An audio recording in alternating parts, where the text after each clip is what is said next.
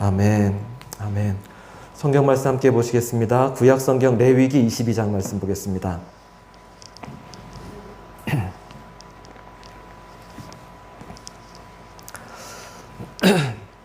레위기 22장 29절로 33절까지 교독하겠습니다. 22장 29절로 마지막 절까지 저와 교독하겠습니다. 한 절씩. 너희가 여호와께 감사 제물을 드리려거든 너희가 기쁘게 받으심이 되도록 드릴지며 그 제물은 그날에 먹고 이튿날까지 두지 말라. 나는 여호와이니라. 너희는 내 계명을 지키며 행하라. 나는 여호와이니라. 너희는 내 성호를 후회하지 말라. 나는 이스라엘 자손 중에서 거룩하게 함을 받을 것이니라. 나는 너희를 거룩하게 하는 여호와이니라. 함께요. 너희의 하나님이 되려고 너희를 애굽 땅에서 인도하여 낸 자니 나는 여호와이니라. 아멘. 아멘. 레위기 말씀 계속 묵상하고 있습니다. 갈라디아서에 보면 율법을 몽학 선생이라고 불렀습니다. 그리스도께로 인도하는 초등학교 선생님이라고 했습니다. 3장 24절에 보면 이같이 율법이 우리를 그리스도께로 인도하는 초등교사가 되어 우리로 하여금 믿음으로 말미암아 의롭다함을 얻게 하려 함이라. 레위기가 율법서입니다. 그래서 갈라디아서의 표현에 의하면 레위기는 초등학교 선생님과 같습니다. 너무나 친절하고 구체적이고 또 아주 분명하고 또한 쉽게 가르쳐 줍니다. 많은 분들이 레위기를 어렵다고 생각하시는데 저도 그랬습니다. 이번에 묵상하면서 초등학교 선생님 같구나. 단순하고 명쾌하게 말씀해 주는구나. 그런 생각 들었습니다. 여러분도 분명히 느끼셨을 텐데 초등학교 교사가 가르쳐 주는 것처럼 어린이도 이해할 수 있는 그런 말씀입니다. 하나님이 우리에게 주시는 계명이 쉽구나라는 생각했습니다. 지킬 수 없는 것 말씀하시는 것이 아니라 하나님 지킬 수 있는 것들을 알려주시는구나 그런 생각도 했습니다. 물론 이런 율법만으로는 충분하지 않습니다. 반드시 십자가 복음 안에서 율법은 완성되어야 합니다. 그러나 지금 우리가 레위기를 묵상하고 있기 때문에 레위기에 있는 좋은 점들 더 강조하고 싶습니다. 요즘 대부분의 교회가 교회학교 예배가 따로 있습니다. 유치부부터 청년부까지 예배가 세분화되어 있습니다. 이런 세분화된 부서 가운데 설교하기가 가장 어려운 부서가 있다면 영아부와 유치부입니다. 이 아이들은 까막눈이기 때문에 글씨를 못 읽는 아이들입니다. 그래서 이 아이들에게 설교하려면 정말 준비도 많이 해야 되고 아이들 눈높이까지 낮아져야 합니다.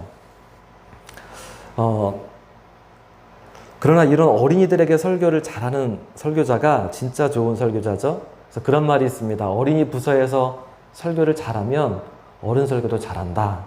그 말이 맞는 것 같습니다.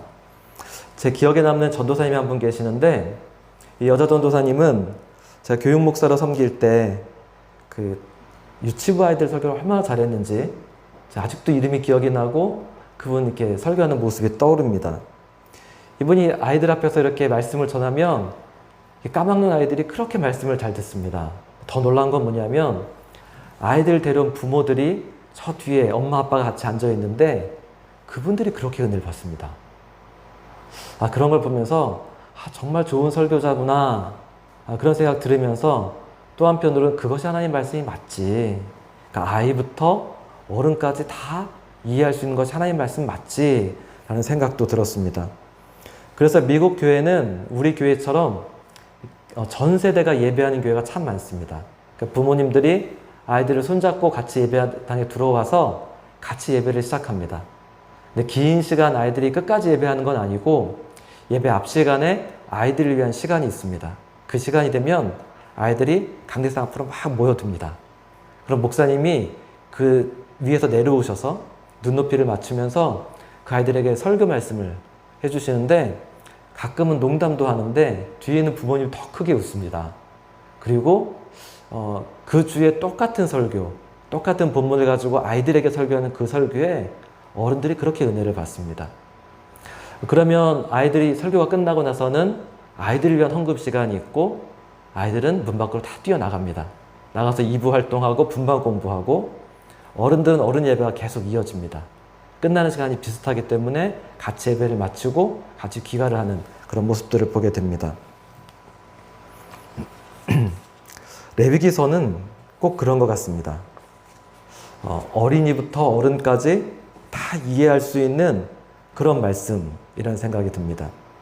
지난주에 묵상한 레위기 21장에 보면 제사장에 대한 말씀을 하고 있습니다. 제사장에 대해서 이렇게 말씀합니다. 여호와께서 모세에게 이르시되 아론의 자손 제사장들에게 말하여 이르라. 제사장은 그 백성의 어른인즉 자신을 더럽혀 속되게 하지 말지니라.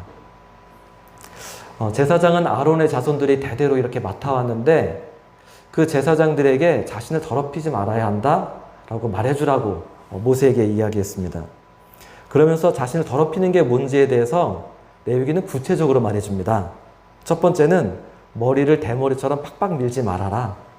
수염을 깎을 때는 이 턱 밑에 있는 이 구렛나루 수염까지 그렇게 밀지는 말아라. 그리고 이 살을 칼 같은 것에 베이는 것 제사장은 하지 말아라. 이렇게 말해줍니다. 아주 쉽고 구체적인 거죠. 머리에 대한 것, 면도에 대한 것, 또 상처나는 것. 그리고 음행하지 말고 창녀나 또 이혼당한 여인을 취하지 말아라. 그런 이야기도 해줍니다. 제사장이 이렇게 달리 살아야 하는 이유가 뭐냐면 8절에 이렇게 덧붙입니다. 너는 그를 거룩히 여기라. 너희를 거룩하게 하는 나 여호와는 거룩함이니라. 그러니까 제사장들을 거룩하게 해야 되는 이유가 있는데 한마디로 말하면 하나님이 거룩하시기 때문이라고 했습니다. 그러면서 나는 너희를 거룩하게 하는 여호와다 라고 말씀하셨습니다. 전 이 말씀이 아주 특별하다고 생각이 듭니다. 너희를 거룩하게 하는 여호와. 이게 무슨 뜻일까요?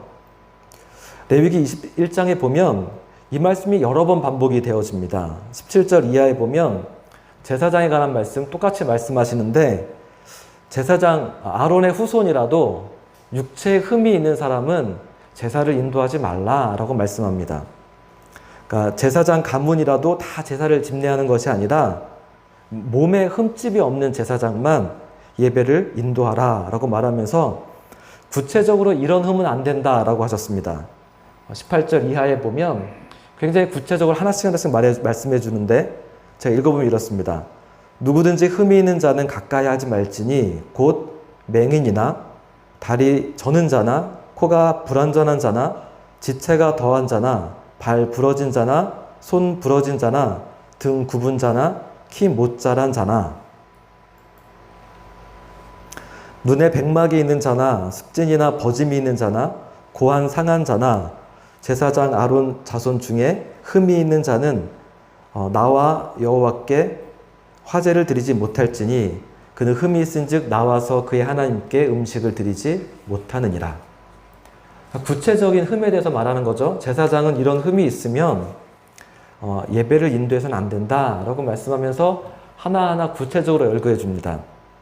그런데 이 흠이라고 하는 거 잘 생각해 보시면 결국 장애입니다. 그쵸? 아론의 후손이라도 장애인은 성직을 맡지 말라라는 말씀처럼 들립니다. 그러면 이 말씀은 장애인에 대한 차별 아닐까요?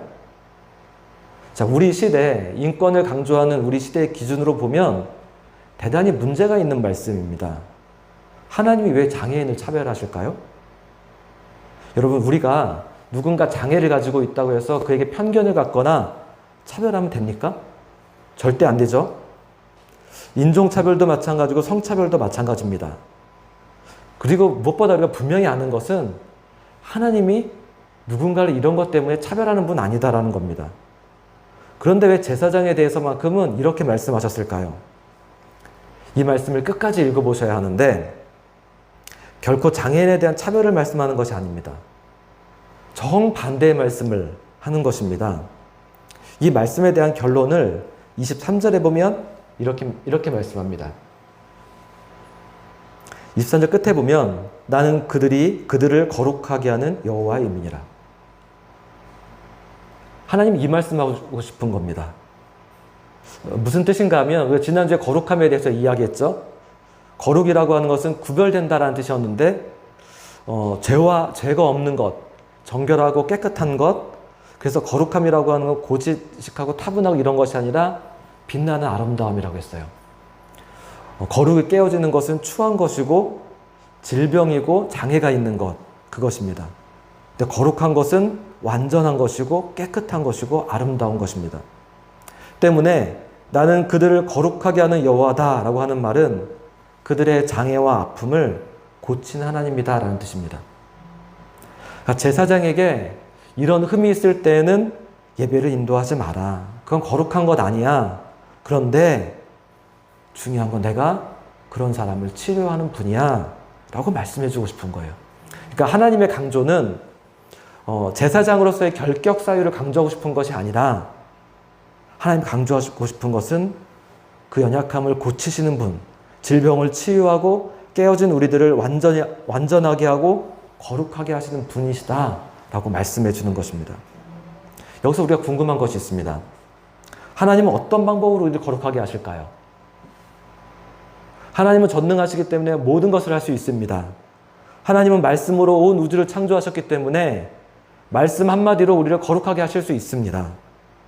아니면 말라기서 말씀처럼 치료하는 광선을 비추셔서 모든 질병을 치유하시고 연약함을 완전하게 하실 수 있습니다.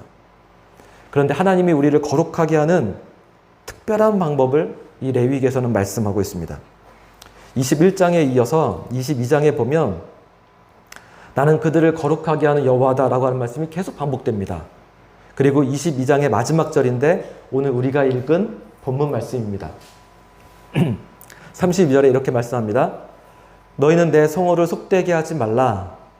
나는 이스라엘 자손 중에서 거룩하게 함을 받을 것이니라. 나는 너희를 거룩하게 하는 여호와요. 이 말씀이 결론인데 여기서 하나님의 성호라고 하는 것은 하나님의 이름입니다. 거룩한 이름, 하나님의 본질과 정체성을 속되게 하지 말라라고 말씀하십니다. 나는 너희에게서 거룩함을 받을 것이다 라고 하셨습니다. 그리고 나서 나는 너희를 거룩하게 하는 여호와다 라고 했습니다. 하나님은 우리가 하나님을 거룩하게 여길 때 하나님 우리를 거룩하게 하십니다. 이것이 하나님의 방법입니다. 우리가 거룩해지는 방법은 하나님을 거룩하게 여기는 것입니다. 그럴 때 하나님이 우리를 거룩하게 만들어 주십니다. 예수님이 가르쳐 주신 주기도문의 첫 번째 기도가 무엇이었습니까? 주기도문은 이렇게 시작합니다. 하늘에 계신 우리 아버지여 이름이 거룩히 여김을 받으소서. 이것이 우리가 해야 될 첫 번째 기도이고 우리 삶의 첫 번째 우선순위입니다. 하나님의 이름을 거룩히 여기는 것, 주님을 거룩하게 여기는 것. 그런데 예수님 당시에 유대인들이 그러지 못했습니다. 그래서 예수님께서 그들을 이렇게 책망하셨습니다. 요한복음 5장 44절에 보면 너희는 서로 영광을 주고받으면서 오직 한 분이신 하나님께서 주시는 영광은 구하지 않으니 어떻게 믿을 수 있겠느냐. 너희가 서로 영광을 주고받는다라고 했습니다. 하나님과 주고받아야 될 영광인데 하나님께 영광을 올려드리면 하나님 영광을 부어주십니다. 그런데 너희가 왜 너희끼리 영광을 주고받니? 라고 말씀하시는 겁니다. 우리가 하나님께 영광을 올려드리면 하나님 우리에게 영광을 부어주십니다. 우리가 하나님을 거룩하게 여기면 하나님 우리를 거룩하게 해주십니다. 그것이 하나님의 방법입니다. 우리가 오늘 찬양했던 것처럼 우물가의 여인이 예수님 만나기 전에는 헛되고 헛된 것들을 구했습니다. 이 사람 저 사람에게서 무언가를 찾았습니다. 그러나 결코 얻지 못했습니다. 예수님을 만난 이후에 생수의 강이 부어지는 것을 경험했던 겁니다. 우리도 우리의 찬양을 하나님께 올려야 됩니다. 하나님께 높이 들어야 합니다. 그럴 때 하나님이 영광을 채워주시고 거룩을 채워주시는 것입니다. 이집트에 사역하는 유모민 선교사님이 지난주에 이메일로 소식을 보내왔습니다. 기도편지를 첨부하면서 그 이메일에 간단하게 몇 마디 인사말을 썼는데 이렇게 적었습니다. 살람을 전합니다. 아랍어로 살람이 아마 샬롬이라는 말인 것 같습니다. 가로치고 평안이라고 적었습니다. 샬롬이 평안, 평화라는 뜻인 거 아시죠? 이렇게 썼습니다. 살람을 전합니다. 아랍어에서 살람이란 두 얼굴을 가진 말입니다. 유다가 주님을 배반할 때 쓰인 단어가 바로 살람입니다. 배신하다라는 말입니다. 어떻게 한 단어가 평안과 배신이라는 완전히 다른 뜻을 가질까 고민하게 됩니다. 우리가 세상을 배신하지 않고는 주님과의 살람은 이루어지지 않습니다. 오늘도 주님과 살람을 바라면서 여름 소식을 전합니다. 사막에서 유목민 선교사. 이 말 참 멋있지 않습니까? 우리가 세상과 나 자신을 배반하지 않고는 주님과의 살람, 주님과의 평화가 이루어지지 않는다. 세상 등지고 십자가 바라보는 것입니다. 우리가 사람에게 영광을 구하는 것이 아니라 하나님께 영광을 올려드릴 때 하나님 우리가 영광을 부어주십니다. 우리가 하나님을 거룩히 여길 때 우리를 치유하시고 고치시고 온전하게 하시고 회복하십니다. 우리 가운데 생수를 부어주십니다. 하나님 말씀하십니다. 내가 거룩하니 너희도 거룩하라. 나는 너희를 거룩하게 하는 여호와니라. 같이 기도하시겠습니다.